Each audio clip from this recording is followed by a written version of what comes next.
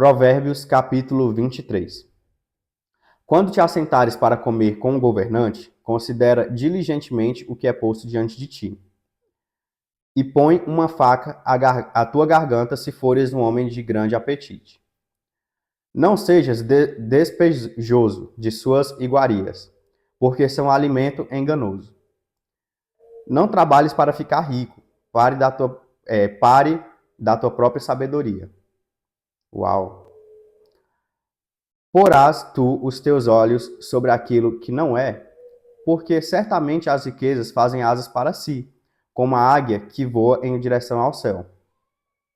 Não comas o pão daquele que tem um olho mau, nem cobices as suas saborosas carnes. Porque como ele pensa em seu coração, assim ele é. Come e bebe, te diz ele, mas seu coração não está contigo. Vomitarás o bocado que comestes e perderás as tuas doces palavras. Não fales aos ouvidos de um tolo, porque ele desprezará a sabedoria das tuas palavras. Não removas os limites antigos e não entre nos campos dos órfãos, porque o seu Redentor é poderoso. Ele pleiteará pela causa deles contigo. Então não remova os limites antigos e não entre nos campos dos órfãos, porque o seu Redentor é poderoso. Ele pleiteará pela causa deles contigo. Aplica o teu coração à instrução e os teus ouvidos às palavras do conhecimento. Não retenhas a correção da criança, pois se tu bateres nele com uma vara, ele não morrerá. Tu o baterás com a vara e livrarás a sua alma do inferno. Meu filho, se o teu coração for sábio, meu coração regozijará o meu próprio. Sim, meus rins se regozijarão quando teus lábios falarem coisas retas. Não deixes teu coração invejar os pecadores, mas esteja no temor do Senhor o dia todo. Porque certamente há um fim, e a tua expectativa não será cortada. Ouve tu, meu filho, e sê sábio, e guia o teu coração no caminho. Não estejas entre os bebedores de vinho, entre turbulentos comedores de carne, porque o bêbado e o comilão virão à pobreza, e a sonolência vestirá um homem com trapos. Ouve ao teu pai, que te gerou, e não desprezes tua mãe, quando ela estiver velha.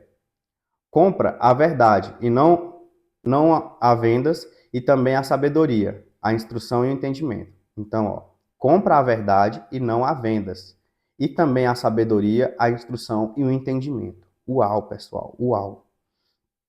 O pai do justo se regozijará grandemente, e aquele que gera um filho sábio terá alegria nele. Teu pai e tua mãe ficarão felizes, e aquela que te gerou se regozijará. Meu filho, dá-me o teu coração, e deixa teus olhos observarem os meus caminhos. Porque a cova profunda é a prostituta, e o poço estreito a mulher estranha. Pois ela, como uma presa, fica à espreita, e aumenta os transgressores entre os homens. De quem são os ais? De quem as tristezas? De quem as contendas? De quem as queixas? De quem as feridas sem motivo? De quem os olhos vermelhos? Daqueles que ficam muito tempo com o vinho, aqueles que vão buscar vinho misturado. Não olhes para o vinho quando ele estiver vermelho, quando der sua cor na taça, quando ele se mover suavemente. No final, ele pica como a serpente e ferroa como a víbora. Teus olhos contemplarão a mulher estranha, e o teu coração proferirá coisas perversas. Sim, tu serás como aquele que se deitará no meio do mar, ou como aquele que permanece sobre o topo de um mastro. E dirás: me feriram, e não estava enfermo. Me bateram, e eu não senti. Quando despertarei, tornarei a buscá-lo outra vez.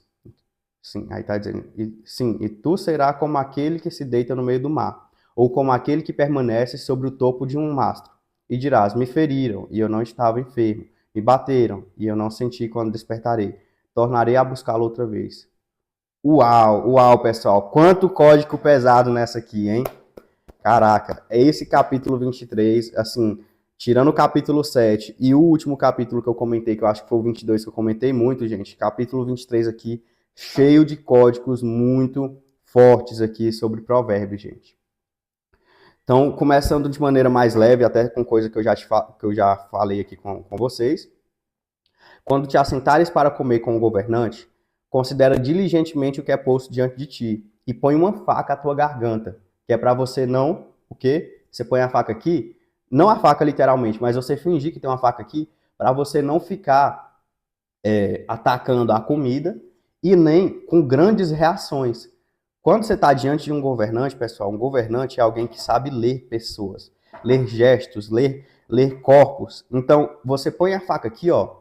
Enquanto ele fala, você não vai ficar reagindo.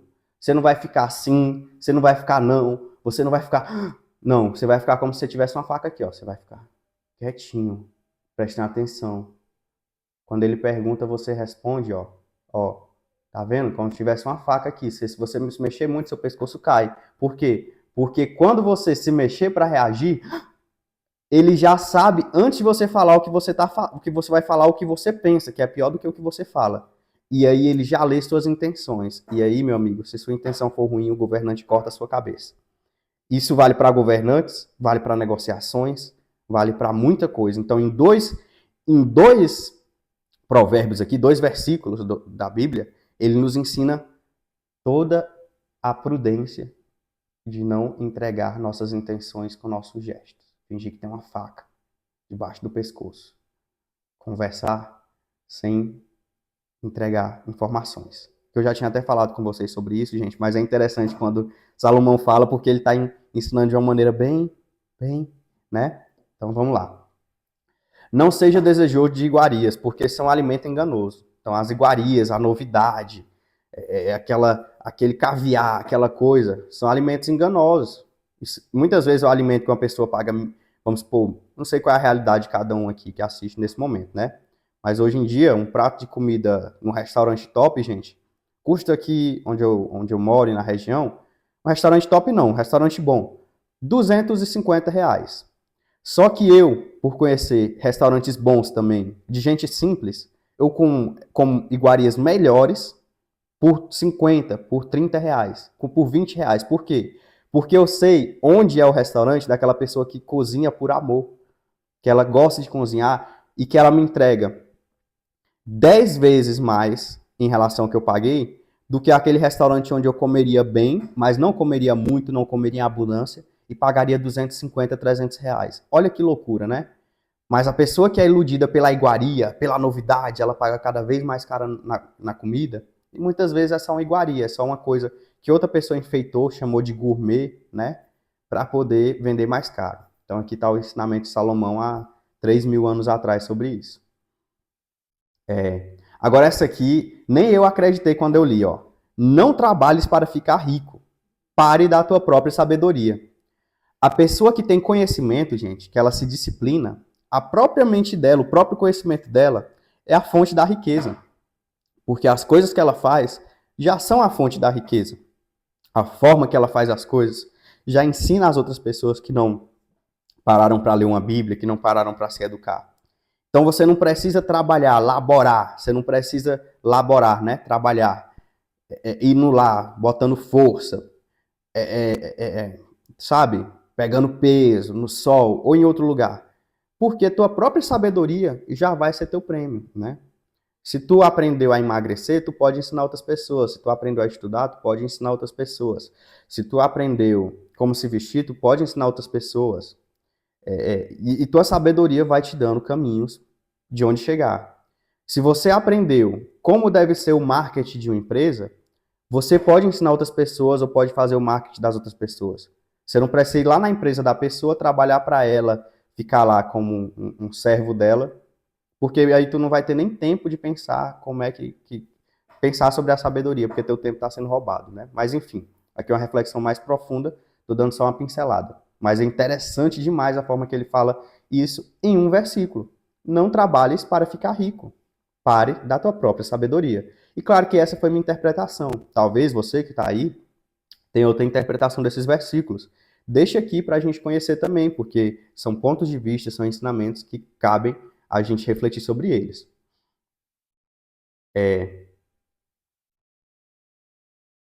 Aqui fala sobre não comer o pão daquele que tem olho mau, né? Interessante isso também. Maravilha. Não roubar dos órfãos. Novamente fala sobre a importância de educar as crianças. Não retém a correção da criança, pois se tu bateres nele com uma vara, ele não morrerá. Tu baterás com a vara e livrarás sua alma do inferno. Por quê? Novamente eu vou usar a analogia lá do prazer. Se a criança estiver viciada apenas no prazer, na forma que ela quer fazer e tal, ela cresce uma criança viciada em fazer as coisas como uma criança. Como uma criança. É por isso que a gente chama algumas pessoas de mesmo adultos são crianças. Fulano é criança. Por quê? Porque não sabe como fazer com prudência, com sabedoria, com conhecimento, com inteligência. Agora, quando você disciplina a criança e corrige os caminhos, né? Isso aqui é óbvio que eu estou repetindo, mas é importante para a gente refletir. Enquanto eu vou falando, você vai vendo exemplos em sua mente. Aí a gente está mostrando para essa criança qual o caminho correto para ela tá seguindo. Maravilha.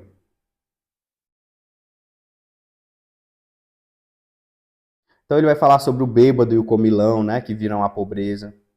E é um processo natural de seleção, né, gente, humana. E também de entrega aos vícios. E aí, claro, todos os versículos aqui que ele vai falar sobre o bêbado, sobre a pessoa que está perdida das mentes, é super interessante, cara, mas a forma que ele fecha, deixa eu ver se eu já vou pro fechamento. Enfim, ele vai falar das pessoas que passam muito tempo bebendo, que começam a viciar e tal. Mas, gente, a forma que ele fecha é linda demais, gente, porque, cara, eu conheço pessoas que nem precisaram beber para entrar nessa aqui, ó. Ó, ele vai falar assim, nos dois últimos versículos. Sim, tu serás como aquele que se deita no meio do mar, ou como aquele que permanece sobre o topo de um mastro. Então, a pessoa que deita no meio do mar, ela fica sozinha, ela tá sozinha. E o que tá no topo do mastro, ela também tá sozinha. Pensa só, não tem como ficar com outra pessoa no mastro. Mas, o que essa pessoa diz? E dirás, me feriram.